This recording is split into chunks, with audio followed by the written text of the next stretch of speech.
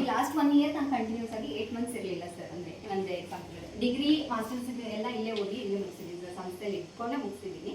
ಇವಾಗ last ಇಯರಿಂದ students ಕಡಿಮೆ ಇದ್ದಾರೆ ಅನ್ನೋ ರೀಸನ್ನೇ ಹೇಳ್ತಾ ಇದ್ದಾರೆ. ಸೊ ಒಬ್ರು ಇಬ್ರು ಇರೋರು, ಅವ್ರಿಗೆ ಇವಳಿಗೆ ಫ್ಯಾಮಿಲಿ ಇಲ್ಲ ಸರ್, ನನಗೂ ಅಪ್ಪ ಅಮ್ಮ ಇಲ್ಲ, ಬಟ್ ನನಗೆ ಅಜ್ಜ ಅಜ್ಜಿ ಇದ್ದಾರೆ ಅಂತೇಳಿ ಅವರು ಒಂದು ಸಪೋರ್ಟ್ ತಗೊಂಡು ಗೌರ್ಮೆಂಟ್ ಸ್ಕೀಮ್ಗಳಿಂದ ಸಪೋರ್ಟ್ ತಗೊಂಡು ಕೋಚಿಂಗ್ ಮುಗಿಸ್ಕೊಂಡು ನಾನು ಎಜುಕೇಷನ್ ಮಾಡ್ತಾ ಇದ್ದೀನಿ ಸರ್ ಇನ್ನು. ಸೊ ಈಗ ಒಬ್ರು ಇರಲಿ ಇಬ್ರು ಇರಲಿ, ಅವ್ರು ಸ್ಟೂಡೆಂಟ್ಸ್ ಹುಡ್ಕೋದು, ಯಾರು ಸಂಸ್ಥೆದವ್ರು ಇರ್ತಾರೆ ಅವ್ರು ಪಬ್ಲಿಷ್ ಮಾಡಬೇಕು, ಸ್ಟೂಡೆಂಟ್ಸ್ಗೆ ಈ ಥರ ಇದೆ ವ್ಯವಸ್ಥೆ ಇದೆ ಸರ್ಕಾರದಿಂದ ತಗೊಳ್ಳಿ ಅಂತ ಅವ್ರು ಕೊಡಬೇಕು ಸರ್. ನಾವು ಹೋಗಿ ಸ್ಟೂಡೆಂಟ್ಸ್ನ ಹುಡುಕಿಕಾಗುತ್ತೆ, ನಾವು ಹೇಳ್ತೀವಿ ನಮ್ಮ ಫ್ರೆಂಡ್ಸ್ ಸರ್ಕಲಲ್ಲಿ ಈ ಥರ ಇದೆ ಬನ್ನಿ ಅಂತ. ಸೊ ಇವರು 3 ತಿಂಗಳು ಓಪನ್ ಮಾಡೋದು, ಇಲ್ಲ ಸ್ಟೂಡೆಂಟ್ಸ್ ಎಲ್ಲ 3 ತಿಂಗಳು ನಾವು ಮುಚ್ತೀವಿ ಅಂತ ಹೇಳೋದು, ಈ ಥರ ಯಾಕೆ ಮಾಡ್ತಾರೆ ಸರ್? ಸೊ ಅದು ನಮಗೆ ಭಾಳ ಪ್ರಾಬ್ಲಮ್ ಆಗ್ತಾ ಇದೆ ಸರ್ ಡಿಸಬಲ್ಸ್ಗೆ. ಅಂದರೆ ನಿಮ್ಮ ಹತ್ರ ರಿಕ್ವೆಸ್ಟ್, ಒಂದು ಹಾಸ್ಟೆಲ್ ಓಪನ್ ಹಿಂದೆ, ಎರಡನೇದು ಇದರಿಂದ ಭಾಳಷ್ಟು ದುಡ್ಡು ಫ್ರಾಡ್ ಆಗಿದೆ, ಭ್ರಷ್ಟಾಚಾರ ನಡೆದಿದೆ.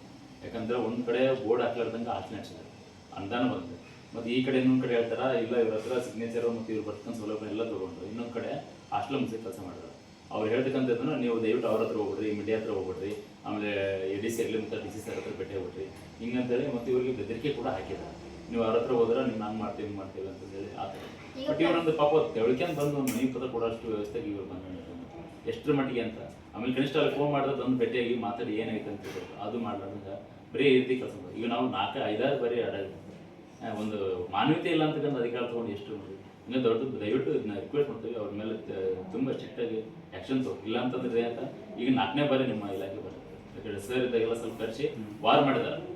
ಅವ್ರು ನಮ್ಮ ಮುಂದೆ ಮಾಡಿದ್ರೆ ನಮ್ಮ ಹೊರಗಡೆ ಕಳಿಸಿ ಅವರು ಸರಿಯಾಗಿ ಹೇಳ್ತಾರೆ.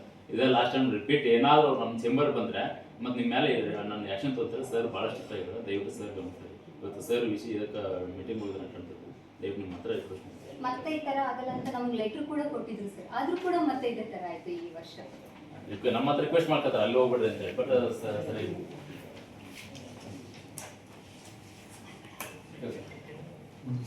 ಕೊಡು. ಓಕೆ